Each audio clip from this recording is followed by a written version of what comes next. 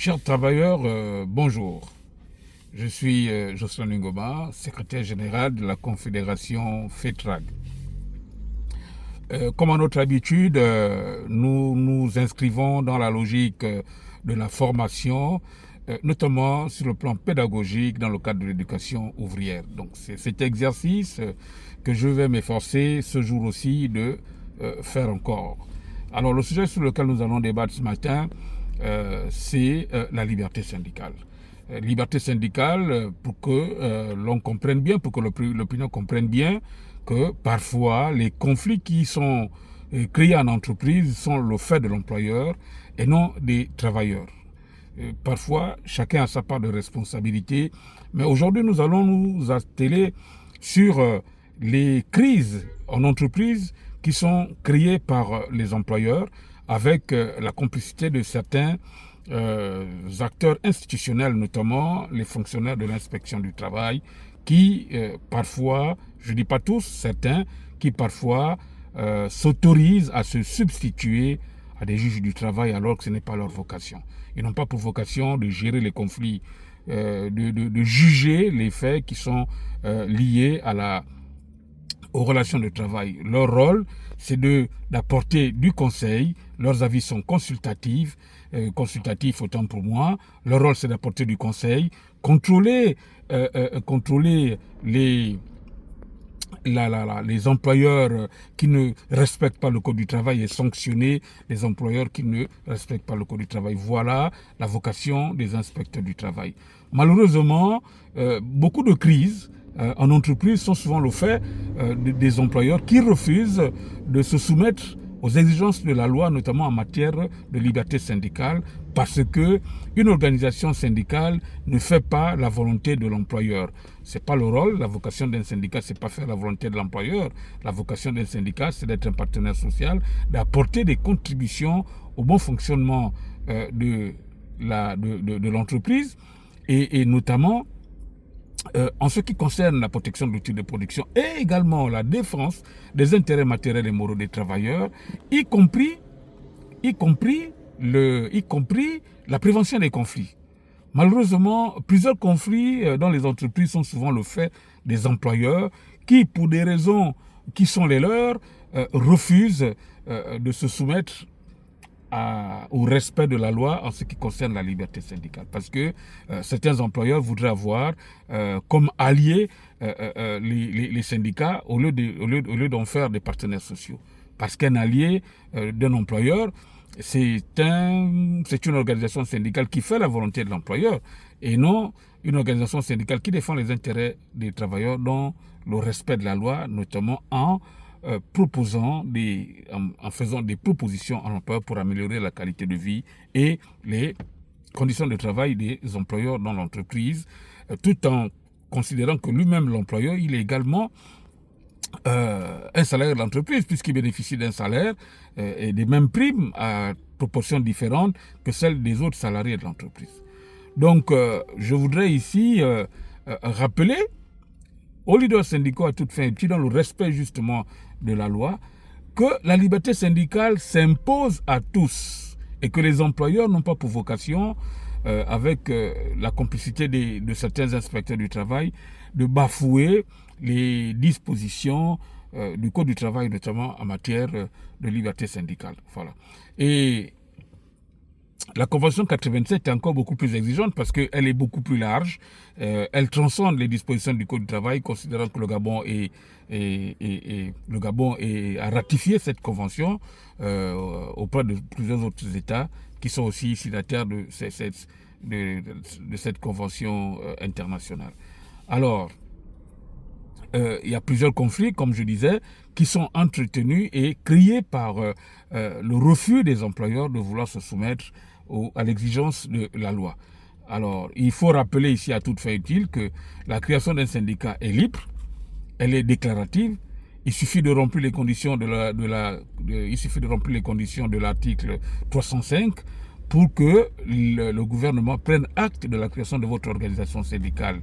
À défaut de produire un arrêté conjoint du ministère du Travail et du ministère de l'Intérieur pour notifier, pour prendre acte de la création d'une organisation syndicale.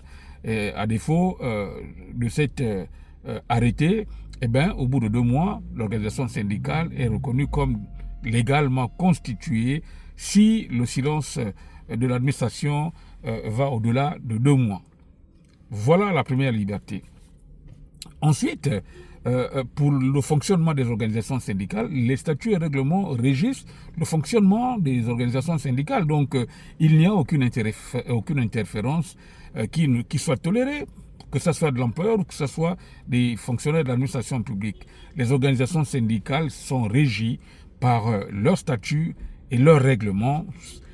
C'est uniquement ces éléments-là qui fondent le fonctionnement d'une organisation syndicale. Alors, les litiges, y compris entre les différents membres du syndicat, sont justement le cadre. Il y a un cadre de discipline dans le règlement intérieur qui prévoit le règlement des conflits en interne. Donc l'employeur n'est nullement tenu de s'immiscer, quelle que soit la nature du conflit, de s'immiscer dans les activités syndicales pour donner un point de vue. Ce n'est pas de son ressort.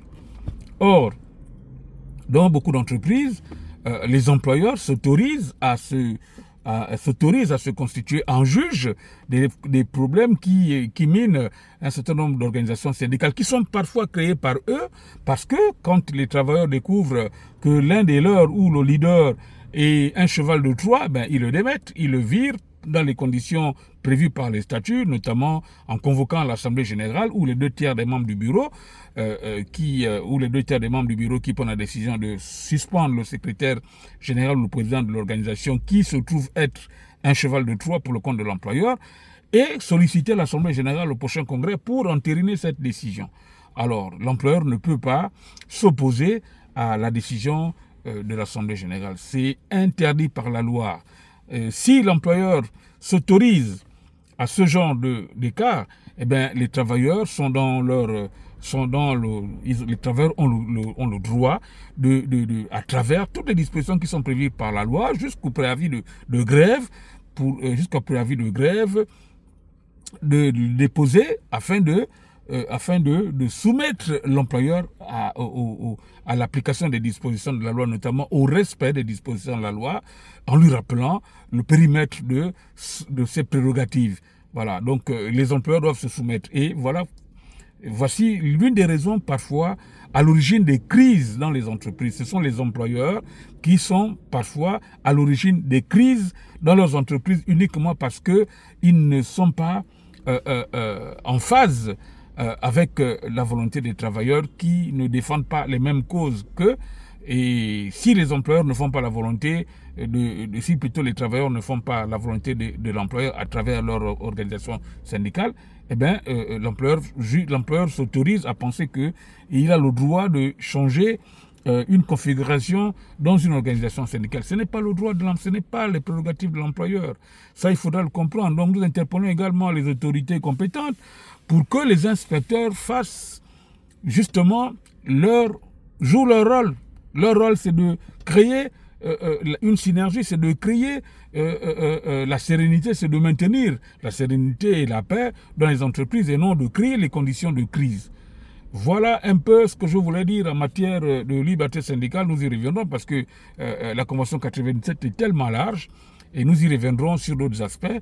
Mais ce matin, il était question aujourd'hui de faire comprendre non seulement aux autorités compétentes, mais à l'opinion, également aux travailleurs, que plusieurs crises sont le fait des employeurs qui refusent de se soumettre aux dispositions de la loi, notamment en s'occupant de ce qui leur regarde et en ne se mêlant pas des problèmes qui concernent les syndicats au sein de leurs entreprises.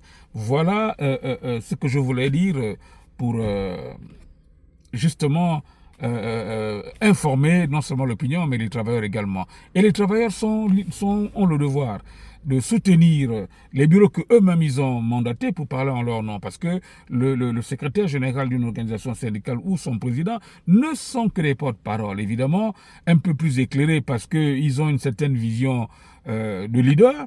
Ils ont donc le mandat pour conduire la destinée des travailleurs, mais les travailleurs ont l'obligation de soutenir leurs actions et les arrêter quand ils ne sont plus en phase avec l'idéologie du groupe.